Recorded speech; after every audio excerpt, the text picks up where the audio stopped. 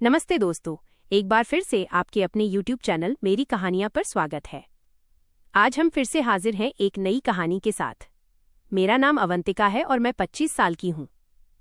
मैं जयपुर राजस्थान के एक मध्यम वर्गीय परिवार से ताल्लुक रखती हूं, जहां मेरे पिताजी पंडित देवराज शर्मा, जिनकी उम्र 58 वर्ष है, एक प्रतिष्ठित सेवानिवृत्त प्रोफेसर रहे हैं, और मेरी माँ सरस्वती देवी, जिनकी उम्र 55 वर्ष है, हमेशा से हमारे घर की नींव रही हैं। हम 2 भाई बहन थे, एक मैं और मेरा बड़ा भाई विक्रांत, जो 28 साल का था और एक प्रतिष्ठित सॉफ्टवेयर इंजीनियर के रूप में बैंगलोर की एक बड़ी टेक कंपनी में काम करता था, जिसका मतलब था कि हमारा जीवन न केवल आरामदायक था बल्कि आधुनिक सुख सुविधाओं से परिपूर्ण भी था, और हम सब एक दूसरे से बेहद प्रेम करते थे। हर छोटी बड़ी बात एक दूसरे से साझा करते थे। लेकिन पिछले एक हफ्ते से जैसे हमारे घर को किसी की बुरी नज़र लग गई थी।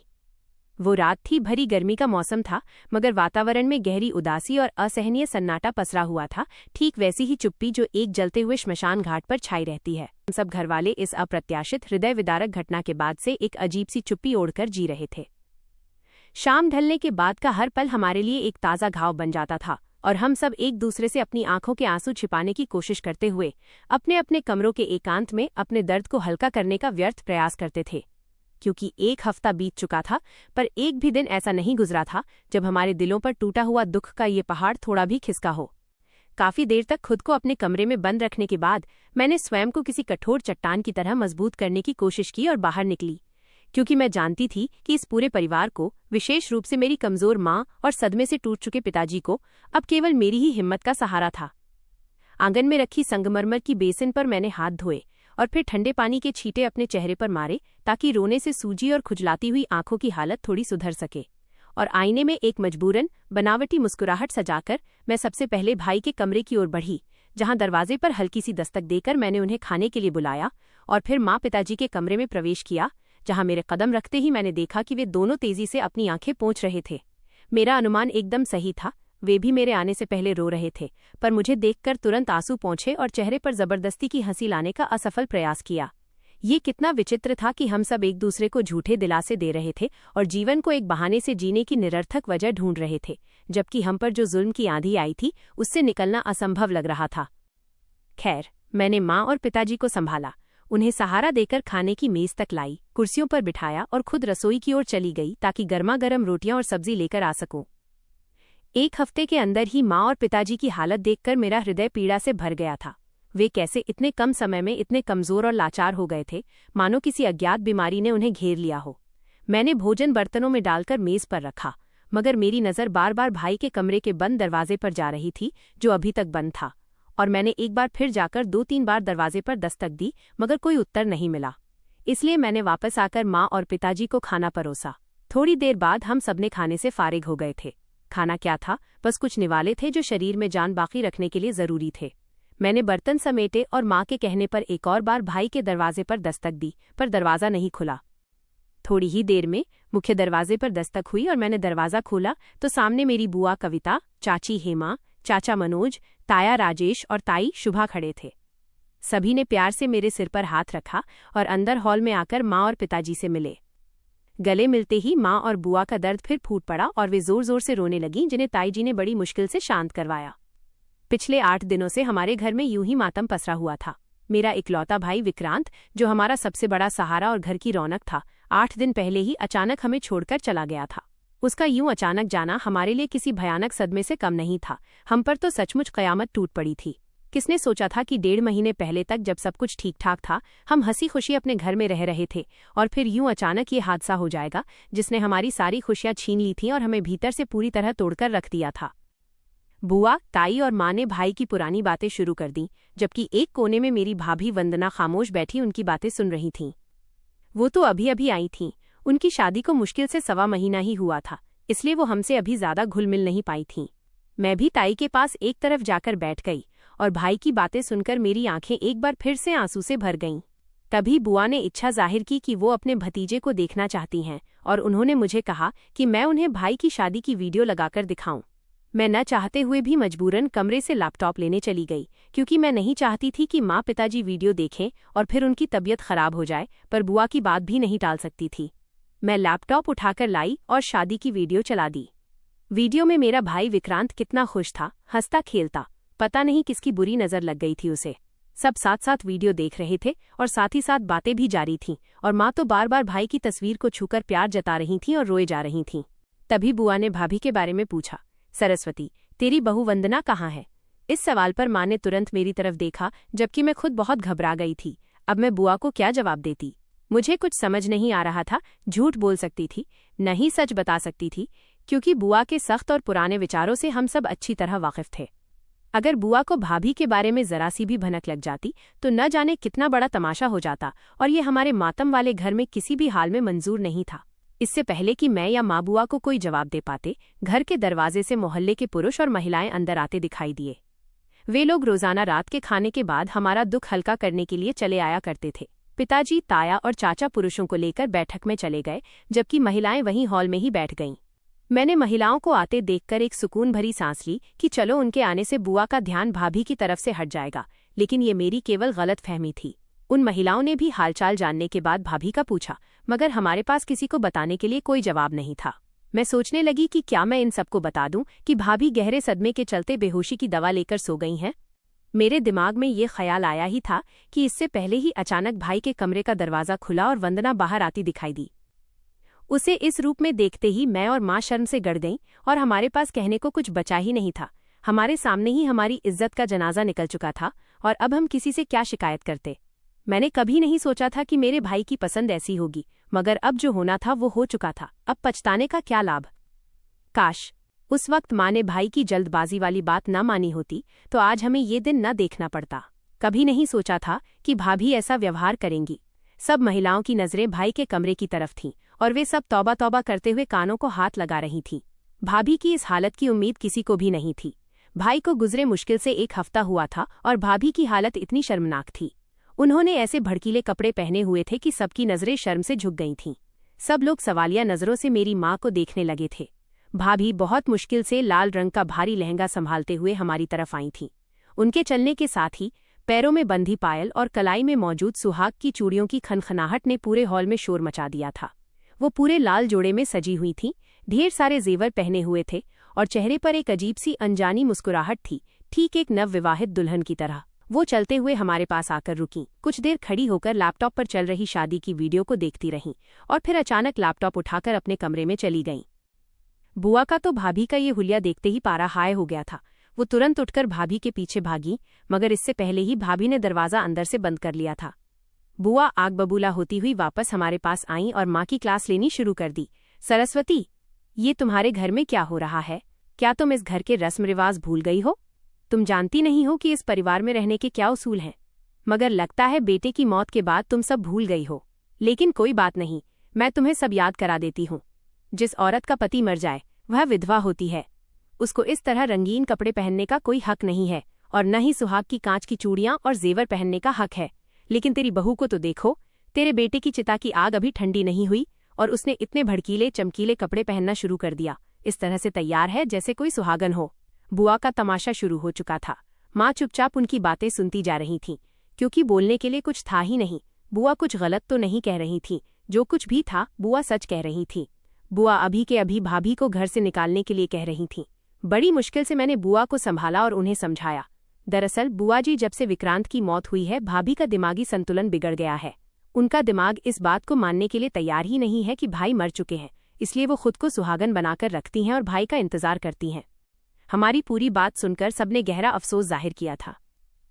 भाभी को इस हालत में घर में रखना और इस रूप में देखना और बर्दाश्त करना हमारी भी मजबूरी थी। अगर मजबूरी न होती तो कौन खुशी से यह कहता कि बेटे को गुजरे 8 दिन भी नहीं हुए और उसकी पत्नी दुल्हन बनकर बैठ जाए और घरवाले बर्दाश्त करते रहें। हम किसी खुशी से यह सब नहीं कर रहे थे, बल्कि यह हमारी भी एक असहनीय व्यवस्था थी। कुछ देर बैठने के बाद सब लोग वापस अपने अपने घरों को चले गए थे, जबकि बुआ जाते जाते माँ को भाभी पर कड़ी निगरानी रखने को कह गईं। साथ ही माँ को वंदना को समझाने को कहा ताकि वो अपनी हरकतों से बाज आ जाएं। माँ ने बुआ की बात सुनकर सिर्फ सर हिलाने पर ही संतुष्टि समझी। बुआ को भेजने के बाद हम अपने अपने कमरों में आकर सो गए थे।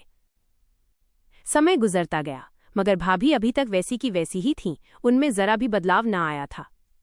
वही आदतें, वही हरकतें, और माँ समझा समझा कर थक गई थीं कि बेटा अब इस दुनिया में नहीं है। उसने हमारी आंखों के सामने दम तोड़ा और हमने अपने हाथों से उसका अंतिम संस्कार किया है, मगर मजाल है जो उस पर रत्ती भर भी असर हुआ हो। वो यूं ही हर रोज दुल्हन की तरह तैयार होती और शादी की वीडियो लेकर कमरे में बंद हो जाती। उसके कमरे से अक्सर बातचीत की आवाजें सुनाई देती थीं और हम सब बेहद परेशान थे। कुछ समझ नहीं आ रहा था कि क्या करें और क्या न करें। भाई की मौत को अब पूरे 6 महीने गुजर चुके थे। समय बहुत बड़ा मरहम होता है, बड़े बड़े घाव को भर देता है, और समय के साथ साथ हम सब भी संभल गए थे, सिवाय भाभी के। न जाने उनको कब ये सत्य समझ आना था। 6 महीने पहले के उस भयानक दिन को याद करते हुए मेरी आंखें आज भी नम हो जाती हैं। हमारा परिवार हमेशा से एक खुशहाल और संपन्न परिवार रहा है। पिताजी के सेवानिवृत्त होने के बाद भी हमारे पास पर्याप्त पैतृक संपत्ति और भाई की अच्छी तनख्वाह थी, जिससे हमारा घर का गुजारा बहुत अच्छे से चल रहा था। भाई ने अपनी इंजीनियरिंग की पढ़ाई पूरी करने के बाद कॉलेज छोड़ दिया था और अपनी नौकरी में व्यस्त हो गया था। हंसी खुशी जिंदगी गुजर रही थी, जब एक दिन लगभग 7.25 महीने पहले हम रात का खाना खा रहे थे, तो उसी दौरान भाई विक्रांत ने माँ को कहा कि वो शादी करना चाहता है। माँ की तो जैसे कोई पुरानी मुराद पूरी हो गई थी, जबकि पिताजी ने हैरानी से हम दोनों को देखा था। माँ ने पिताजी की घूरने की परवाह न करते हुए तुरंत कहा कि वह आज ही रिश्ते देखना शुरू करती हैं, और पूछा कि उन्हें कैसी लड़की पसंद है, ताकि वह उनकी पसंद के अनुसार ही लड़की तलाश करे। मगर भाई की अगली बात से माँ की सारी खुशी कम हो गई थी। भाई ने कहा, माँ, मैंने लड़की खुद पसंद कर ली है, आप बस उसके घर रिश्ता ले जाने की तैयारी करें। माँ और पिताजी दोनों हैरानी से भाई के चेहरे की तरफ देखने लगे थे, और उन्हें भाई की बात सुनकर दुख हुआ था। आज से पहले तो भाई ने कभी कोई काम माँ पिताजी की अनुमति लिए बगैर नहीं किया था, मगर आज जब शादी की बारी आई तो जिंदगी का इतना बड़ा फैसला उसने माँ बाप के मशवरे के बिना कर लिया था। माँ भाई को कुछ कहना चाहती थी, मगर पिताजी ने माँ के हाथ पर हाथ रखकर उन्हें कुछ भी कहने से रोक दिया। पिताजी समझ गए थे कि उनका बेटा अब बड़ा हो गया है और अब उसे उंगली पकड़कर चलने की जरूरत नहीं थी। हालांकि अंदर ही अंदर वे इस अचानक निर्णय से चिंतित थे। खैर, माँ ने लड़की के बारे में भाई से पूछा तो पता चला कि लड़की अनाथ है और अपने चाचा चाची के साथ रहती है। 2 दिन बाद ही माँ और पिताजी जाकर लड़की को देख आए थे। वंदना शक्ल सूरत से तो बेहद खूबसूरत थी, मगर आदत और सलीके का पता तो शादी के बाद ही चलना था। लड़की वाले कुछ अजीब से थे। उन्होंने हमसे किसी तरह की कोई पूछताछ नहीं की थी। ये बात बड़ा हैरान कर देने वाली थी, वरना आजकल के दौर में कौन बिना छानबीन के अपनी बेटी का रिश्ता देता है। खैर, माँ ने अपनी तरफ से उनको एक बार अपने घर आने की दावत दे दी थी, ताकि वो आकर अपनी तसल्ली कर लें, मगर इस बात का भी लड़की की चाची ने बड़ी सहजता से इनकार कर दिया। उन्होंने बस शादी की एक तारीख दी और कहा कि इस तारीख को आकर अपनी अमानत ले जाएं। माँ ने जेवर की मांग के बारे में पूछा तो इस पर भी उन्होंने साफ कह दिया कि वे न तो जेवर लेंगे और न ही दहेज। उन लोगों ने हमें सिर्फ 15 दिन का समय दिया था, जिसे माँ पिताजी ने बड़ी मुश्किल से 1 महीने का करवाया था, क्योंकि हमें भी अपनी तैयारियां करनी थीं। आखिरकार लड़की के हाथ में भाई के नाम की अंगूठी पहनाकर हम वापस आ गए थे, और करते भी तो क्या, इकलौते बेटे की पसंद जो थी, उसकी खुशी को देखते हुए ये कड़वा घूंट भरना ही था। खैर, दिन गुजरते गए और शादी की तैयारियां शुरू हो गईं। इस बीच माँ ने भाई को 2 बार समझाने की कोशिश भी की थी कि यूं जल्दबाजी ठीक नहीं है, बेहतर है कुछ समय और ले लो और अच्छी तरह सोच समझकर फैसला करो, मगर भाई नहीं माना। उसने माँ को समझा लिया कि उसका फैसला बिल्कुल ठीक है, मगर ये तो वक्त ही बताने वाला था कि उसका फैसला सही था या फिर गलत। समय आ पहुंचा और हम भाई की पसंद की लड़की वंदना को ब्याह कर घर ले आए। मेरे खानदान वालों ने लड़की के खानदान के बारे में सवाल उठाए थे, क्योंकि उसके चाचा चाची उसको विदा करने के दूसरे दिन ही शहर छोड़कर कहीं चले गए थे। भाभी ज्यादातर कमरे के अंदर ही रहती थीं। उनकी शादी को 6 दिन गुजर गए थे, मगर सिर्फ खाने के समय वो कमरे से बाहर आती थीं। नई शादी थी, हमने भी ज्यादा परेशान करना ठीक न समझा। एक दिन भाई ऑफिस से आए, खाना खाने के तुरंत बाद कमरे में चले गए। थोड़ी देर बाद भाई भाभी को लेकर कमरे से बाहर आए और माँ से कहा कि वो भाभी को कहीं घुमाने लेकर जा रहे हैं। शाम का समय था, गर्मी के दिन थे, मगर अंधेरा जरा जल्दी हो जाता था। माँ ने भाई को रोका कि इस वक्त जाना सही नहीं है, कल दिन में चले जाना, अभी तो वैसे भी बहुत ज्यादा अंधेरा फैल गया है। भाई ने भाभी की तरफ देखा और माँ से कहा, माँ, इसका दिल अभी चाह रहा है, आप चिंता न करें, हम बस यहीं सड़क पर टहल करके वापस आ जाएंगे। माँ भाई को रोकना चाह रही थीं, मगर भाई भाभी का हाथ पकड़कर बाहर निकल गए। मैंने माँ को लाकर कुर्सी पर बिठाया। माँ का दिल बेहद घबरा रहा था। कुछ ही देर बाद भाई भाभी को लिए तेजी से अंदर दाखिल हुए। भाभी को कमरे में छोड़कर वो वापस जाने लगे। उनके चेहरे का रंग उड़ा हुआ था। मैं भागकर भाई के पास गई और उससे पूछा, क्या हुआ है? तो भाई ने मेरी बात का जवाब न दिया और बाहर जाने लगा। अचानक दरवाजे के पास पहुंचकर रुका और फिर दौड़कर माँ के कदमों में गिर गया और जोर जोर से रोने लगा। माँ का तो दिल ही दहल गया था। कौन माँ जो अपनी जवान औलाद को यूं रोता देख सकती है? माँ ने भाई को तुरंत अपनी गोद में भर लिया और चुप कराने लगी। कुछ देर बाद भाई के रोने में कमी आ गई थी। माँ यूं ही भाई का सर गोद में रखे नीचे बैठी रहीं। उनको लगा शायद भाई सो गया है। माँ पूरा 1 घंटा वहीं एक जगह जमीन पर बैठी रहीं कि कहीं भाई की नींद में कोई खलल ना आए। हालांकि मैं कई बार माँ को कह चुकी थी कि भाई को उठाएं, वो जाकर अपने कमरे में आराम करें और आप भी यहाँ ठंडे फर्श से उठें, लेकिन माँ ने मुझे रोक दिया। खैर, फिर मैं खाना बनाने में व्यस्त हो गई। खाना मेज पर लगाने के बाद जब मैं माँ को खाने के लिए बुलाया तो वो भाई को जगाने लगी। जैसे ही माँ ने भाई की कलाई पकड़ी, वो एकदम से पीछे हटी और फिर तुरंत भाई को टटोलकर सीधा करने लगी। अगले ही पल माँ की चीख पूरे घर में गूंज रही थी। मैं भागकर माँ के पास पहुंची। भाई की हालत देखकर मेरे पैरों तले से भी जमीन निकल गई थी। मैंने तुरंत भाई की नब्ज चेक की। भाई का शरीर बिल्कुल ठंडा पड़ा हुआ था। वो तो सिर्फ एक मुर्दा शरीर बचा था जिसमें जिंदगी की कोई हलचल नहीं थी। माँ चिल्ला रही थी। वो कहाँ जानती थीं कि उनका बेटा यूं उनकी गोद में सोते हुए हमेशा हमेशा के लिए सो जाएगा। माँ समझ गई थी कि उनका बेटा दोबारा कभी नहीं उठेगा तो कभी उसको सोने ही नहीं देती, मगर नसीब से कौन लड़ सकता है। घर में एक कोहराम मच गया था। मोहल्ले और खानदान वाले सब इकट्ठे हो गए थे। हर एक को इसकी खबर मिल गई थी। हर एक आंख रो रही थी। हर एक का दिल खून का आंसू रो रहा था। माँ की तो रो रोकर हालत ही खराब हो गई थी और भाभी वंदना भी अपने होश खो बैठी थीं। 1 घंटे में उसे कई बार बेहोशी के दौरे पड़ चुके थे। उसके साथ तो बहुत बड़ा जुल्म हुआ था। भाभी के हाथों की मेहंदी भी न उतरी थी। फिर ये कैसा हादसा हो गया था? सारी जिंदगी साथ निभाने के वादे करने वाला यूं शुरू में ही तन्हा छोड़कर चला गया था। न जाने भाई को क्या हुआ था। अभी तो दोनों हंसते खेलते अच्छे भले घर से बाहर घूमने के लिए गए थे। फिर अचानक भाई को क्या हुआ था? मेरी तो कुछ भी समझ नहीं आ रहा था और भाभी भी होश में न थी कि उनसे कुछ पूछा जाता। ठंडा होने की वजह से भाई की बॉडी अकड़ गई थी, इसलिए जल्द से जल्द भाई के अंतिम संस्कार के बारे में सोचा गया। इस बीच माँ का बीपी कई बार हाई हुआ था। भाई का अंतिम संस्कार होते ही पिताजी को भी हार्ट अटैक आया था। माँ और पिताजी को तुरंत अस्पताल ले जाया गया। 6 घंटे अस्पताल में रहने के बाद लगभग सुबह के समय उनकी वापसी हुई थी। हमारे घर में मौत का सन्नाटा छा गया था। रिश्तेदार आते रहे, उसके बाद वो सभी अपने अपने घरों को चले गए थे। अभी हम लोग इस सदमे से बाहर भी ना निकले थे जब भाई की मौत के चौथे दिन भाभी अपने कमरे से बाहर आई थीं। भाभी की हालत देखकर हमें जोरदार झटका लगा था। भाभी पूरी तरह दुल्हन की तरह तैयार थीं और इधर उधर देखकर खुद से ही बातें करती रहीं। थोड़ी देर देखती रहीं, फिर जाकर अपने कमरे में बंद हो गईं। पूरी रात उसके कमरे से बातचीत की आवाज़ें सुनाई देतीं। भाभी को भाई की मौत का गहरा सदमा लगा था। वो अपने होश हवास खो चुकी थीं और बिल्कुल पागल हो गई थीं। माँ दिन को उसके कमरे का दरवाज़ा बाहर से बंद कर देती थीं ताकि वो लोगों के सामने ना आ सके, मगर उस रात सब लोगों ने उसकी हालत देख ली थी और उसकी हालत का भी उन्हें पता चल गया था। भाई को गए 6 महीने हो गए थे, लेकिन भाभी हमारे ही घर रह रही थी। हालांकि उसका हमारे घर में रहने का अब कोई मकसद न था। अपने घर में रखने के अलावा हमारे पास कोई और चारा भी नहीं था, क्योंकि उसके चाचा चाची तो शादी के दूसरे दिन ही घर से फरार हो गए थे। पिताजी कई बार उसके चाचा और चाची के घर के चक्कर लगा चुके थे, मगर उनके घर ताला लगा हुआ था और उनके जो नंबर हमारे पास थे वो भी बंद थे। एक दिन हम यूं ही बैठे हुए थे जब दरवाजे पर दस्तक हुई। देखा तो रिश्ता करने वाली एक आंटी थी और उनके साथ कुछ और लोग भी थे जो मेरे रिश्ते के लिए आए थे। हमने उनको हॉल में बिठाया और मुझे उनके लिए कुछ जलपान का इंतजाम करने को कहा।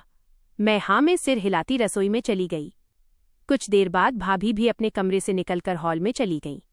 वहां बैठी एक महिला ने भाभी को देखते ही हैरत का इजहार किया था, तो माँ ने उसे भाभी का परिचय करवाया। जैसे ही उन महिलाओं की नज़र भाभी के चेहरे पर पड़ी, वो एकदम से चौंक उठी थीं और अपनी जगह से उठकर खड़ी हुईं। फिर माँ से कहा कि वो इस घर में रिश्ता नहीं कर सकती। उसके बाद भी 3-4 रिश्ते आए थे, लेकिन हर बार ही रिश्ते के लिए आए हुए लोग भाभी की शक्ल देखते ही रिश्ते से इनकार कर देते थे। न जाने उसके चेहरे पर ऐसा क्या था। उस दिन भी हमारे घर यूं ही रिश्ते वाले आए और कुछ ही देर बाद उठकर चले गए। शाम के समय उन्होंने रिश्ता करने वाली आंटी के हाथ इनकार भिजवा दिया। माँ गुस्से से भाभी की तरफ गईं और कहा कि आज वो भाभी को घर से निकाल देंगी, क्योंकि उसकी वजह से हर बार ही मेरा रिश्ता ठुकराया जा रहा था। माँ ने गुस्से से दरवाजे को धक्का दिया और दरवाज़ा झटके से खुला था। सामने का मंजर देखते ही माँ एकदम से चीखती हुई बाहर आई थीं। माँ की चीख सुनकर मैं और पिताजी भी तुरंत भाभी के कमरे की तरफ दौड़े थे। सामने का मंजर दिल को दहला देने वाला था। हमारी आंखों के सामने ही मेरी भाभी पंखे से लटक रही थीं और बेड पर एक लैपटॉप पड़ा था जिसमें ठीक वैसी ही शक्ल वाली एक महिला नजर आ रही थी और वह बार बार मेरी भाभी का नाम लेकर उसको रोकने को कह रही थी। पिताजी ने जल्दी से भाभी को थामकर उसके गले से दुपट्टा निकाला और बेड पर बिठाया। भाभी अब शर्मिंदगी से नजरें झुकाए किसी मुजरिम की तरह बैठी हुई थीं। इस वक्त वो कहीं से भी पागल नहीं लग रही थीं। मैंने उसे पानी लाकर पिलाया। उसके बाद जब उसकी हालत कुछ ठीक हुई तो माँ ने उससे पूछना शुरू किया, क्योंकि एक बात तो तय थी कि भाभी पागल नहीं हुई थीं, वो सिर्फ इस बात का नाटक कर रही थीं। और वो ऐसा क्यों कर रही थीं, ये तो अब वही बता सकती थीं। दूसरी हैरत की बात ये थी कि अगर वो यहाँ थीं तो अभी थोड़ी देर पहले लैपटॉप की स्क्रीन पर जो उनकी हमशक्ल थी वो कौन थी, और सबसे अहम बात कि भाई की मौत की वजह क्या थी। भाई को ऐसा कौन सा सदमा पहुंचा था जिसने उसकी जान ले ली, ये भाभी ही हमें बता सकती थीं। इससे पहले भाभी कोई जवाब देती, अचानक भाभी के नाम को पुकारती हुई एक महिला आंधी तूफान की तरह अंदर दाखिल हुई थी और आते के साथ ही उसने भाभी के मुंह पर एक जोरदार थप्पड़ मारा था और उसके बाद फिर उसने भाभी को गले लगा लिया। जबकि हम सब कन्फ्यूजन से उसे देख रहे थे। ये तो वही भाभी की हमशक्ल महिला थी। हमारी मौजूदगी महसूस करते हुए वो महिला हमारी तरफ मुड़ी थी। उसके कपड़े पहनने का जो तरीका था वो बहुत ही बेहुदा था, जो पिताजी के साथ साथ हमें भी नजरें झुकाने पर मजबूर कर गया था। पिताजी तुरंत कमरे से चले गए थे। मेरी भाभी चिल्ला चिल्लाकर उस महिला को यहाँ से जाने को कह रही थी। जब उस महिला ने मेरी माँ से कहा कि वो भाभी से अकेले में कुछ बात करना चाहती है और उसको अपने साथ ले जाना चाहती है, मगर उसकी बात सुनकर भाभी तुरंत दौड़कर माँ के पीछे छुप गई और माँ के सामने हाथ जोड़ने लगी। मुझे अकेला न छोड़िए और इस औरत के साथ बिल्कुल न भेजिए, वरना ये औरत मुझे मार देगी। भाभी बेहद डरी हुई थीं और डर से कांप रही थीं। माँ ने भाभी को अपने साथ लगाते हुए तसल्ली दी, ये तुम्हें कुछ नहीं करेगी, बस तुम ये बताओ कि ये कौन है और तुम्हारा इससे क्या रिश्ता है। इसके बाद भाभी ने जो कुछ हमें बताया, हम माँ बेटी सुनकर हमारे रोंगटे खड़े हो गए थे। दरअसल ये महिला भाभी की हमशक्ल थी और एक बदनाम संगीतशाला, नृत्य संगीत से जुड़ी हुई महिला थी और बदकिस्मती से भाभी की माँ थी। इस महिला को एक अमीर आदमी पंडित जयंत ब्याह कर अपने घर ले गया था, जहां उसकी औलाद हुई थी। लेकिन उस महिला ने अपनी पुरानी आदतों, संगीत नृत्य के प्रदर्शन की दुनिया को नहीं छोड़ा था, जिससे तंग आकर उसके पति ने उसे तलाक दे दी थी और बेटी के साथ घर से निकाल दिया था। भाभी की माँ ने भाभी को एक अनाथ आश्रम में छोड़कर वापस अपनी संगीतशाला संभाल ली थी और वापस मुड़कर कभी भी अपनी बेटी की खबर न ली थी। और भाभी और भाई विक्रांत की मुलाकात भाई के एक दोस्त की पार्टी में हुई थी, जहां उन दोनों ने एक दूसरे को पसंद किया और शादी कर ली। भाई को पता था कि माँ एक अनाथ आश्रम में रहती लड़की से कभी उसकी शादी नहीं करवाएंगी, इसलिए उन दोनों ने एक परिवार को कुछ पैसे देकर चाचा चाची बनने पर राजी कर लिया था। तभी वो लोग शादी के दूसरे दिन ही गायब हो गए थे। भाई ने शादी पर जिन लोगों को संगीत प्रदर्शन के लिए बुलाया था, उनमें से भाभी की माँ भी थी। उस वक्त वो नहीं जानती थी कि ये उसकी बेटी की शादी का फंक्शन है, लेकिन भाभी को देखते ही वो पहचान गई थी कि ये उसकी बेटी है। अपनी बेटी को यूं जवान और खूबसूरत देखकर वो बहुत खुश हुई थी और अब उसका इरादा अपनी बेटी को भी अपनी संगीतशाला में बैठाने का था। मगर अफसोस कि भाभी की शादी ने उसका ही प्लान नाकाम कर दिया। मगर वो मौके की तलाश में थी कि कब उसे मौका मिले और वो भाभी को उठाकर ले जाए। भाई की बदकिस्मती कहूं या उस महिला की खुशकिस्मती, जब भाई और भाभी घूमने के लिए घर से निकलते थे तो इस महिला ने इन दोनों को देख लिया था और फिर इसके शातिर दिमाग ने एक और चाल चली। उसने भाई को अपने बारे में बता दिया और साथ में यह भी कहा कि मेरी बेटी भी संगीतशाला में मेरे साथ ही जुड़ी थी। तुम ये मत सोचो कि तुम्हारी पत्नी अनछुई और पवित्र है, ये मेरे साथ काम करती थी और न जाने कितने अमीरों के साथ थी। वो तो ये मुझसे नाराज हो गई थी, इसलिए मुझसे नाराज होकर और मुझे छोड़कर अनाथ आश्रम में चली आई थी। वहां इसलिए तुम्हें अपने प्यार के जाल में फंसा लिया और तुमसे शादी कर ली। उसने सोचा ये बात सुनकर भाई भाभी को तलाक दे देगा, मगर भाई को भाभी से सच्ची मोहब्बत थी और उसे तलाक तो न दे सके, मगर उसके अतीत और माँ की सच्चाई का सदमा भी बर्दाश्त न कर पाए और दिल का दौरा पड़ने से जिंदगी की बाजी हार गए। भाई की मौत के बाद तो भाभी की माँ का रास्ता और भी साफ हो गया था। तभी भाभी ने अपनी माँ से बचने की खातिर पागल हो जाने का नाटक शुरू कर दिया। लेकिन अब भाभी की माँ को पता चल गया कि भाभी पागल नहीं है। तभी उसने भाभी को अपने साथ ले जाने की धमकी दी, जिस पर भाभी ने खुदकुशी करने की कोशिश की। भाभी कहते कहते रो पड़ी थीं, जबकि वो महिला गुस्सैल नजरों से भाभी को घूर रही थी। तब माँ ने आगे बढ़कर उस महिला के मुंह पर कड़क थप्पड़ मारा था, और वो इसी काबिल थी। उसके झूठ की वजह से मेरा भाई मर गया था, उसकी बेटी विधवा हुई थी। वो महिला जिसने अपनी बेटी को नहीं छोड़ा था, वो कैसे किसी और की हो सकती थी? ऐसी जहरीली औरतों का खुला रहना ठीक नहीं था। माँ ने तुरंत पुलिस को फोन करके बुलाया और भाभी की माँ को पुलिस के हवाले कर दिया। उसके बाद माँ पिताजी ने भाभी की शादी एक अच्छा रिश्ता देखकर कर दी थी। भाभी अब अपने घर में खुश हैं। धीरे धीरे भाई का गम उनके दिल से निकल गया है। लोग सच कहते हैं, किसी एक के जाने से जिंदगी खत्म नहीं हो जाती, बल्कि जिंदगी अपनी रफ्तार से बढ़ती रहती है। हम लोगों के दिलों से भी भाई का गम निकल गया था, लेकिन उनकी याद अभी भी दिल के किसी कोने में थी। कभी कभी उन्हें याद कर लेते हैं। भाभी की शादी के 1 साल बाद माँ ने मेरी शादी भी कर दी और माँ पिताजी अब घर में अकेले रहते हैं। मैं कभी कभी भाभी से मिलने जाती हूँ। वो हमारा बहुत एहसान मानती हैं कि हमने उनकी जिंदगी खराब होने से बचा ली थी। जीवन में हुए हर नुकसान और छल को एक सबक के तौर पर स्वीकार करना चाहिए, क्योंकि ये हमें सिखाता है कि किस पर भरोसा करना है और अपने भीतर की सच्चाई को कैसे बचाए रखना है। हमारी कहानी ये साबित करती है कि चाहे हालात कितने भी बदतर क्यों न हो, सच्चाई की जीत हमेशा होती है और पारिवारिक समर्थन हर संकट से उबरने की सबसे बड़ी शक्ति है। हमें याद रखना चाहिए कि किसी का अतीत उसका वर्तमान या भविष्य तय नहीं करता। हर व्यक्ति को एक नया अवसर मिलना चाहिए, और ये हमारा कर्तव्य है कि हम दया और सहानुभूति का दामन न छोड़ें। जीवन की सबसे बड़ी त्रासदी ये नहीं है कि हम मर जाते हैं, बल्कि ये है कि हम जीने से इनकार कर देते हैं। इसलिए हमें हर रोज एक नई सुबह की तरह देखना चाहिए, एक नया अध्याय, एक नई शुरुआत। अपने प्रियजनों के गम को दिल में एक मीठी याद बनाकर रखें, मगर उस गम को अपनी जिंदगी पर हावी न होने दें। चुनौतियों को अपनी ताकत बनाओ और हमेशा ये बात याद रखो, जीवन की दौड़ में मंजिल पाना ही सब कुछ नहीं, बल्कि हर मुश्किल को पार कर आगे बढ़ते रहने का साहस ही असली जीत है। अपनी कहानी के निर्माता स्वयं बने और उसे आशा और प्रेम के रंगों से भर दें। दोस्तों, मेरी कहानियाँ चैनल की वीडियो कैसी लगी? कमेंट करके ज़रूर बताएं। वीडियो को लाइक और चैनल को सब्सक्राइब ज़रूर करें।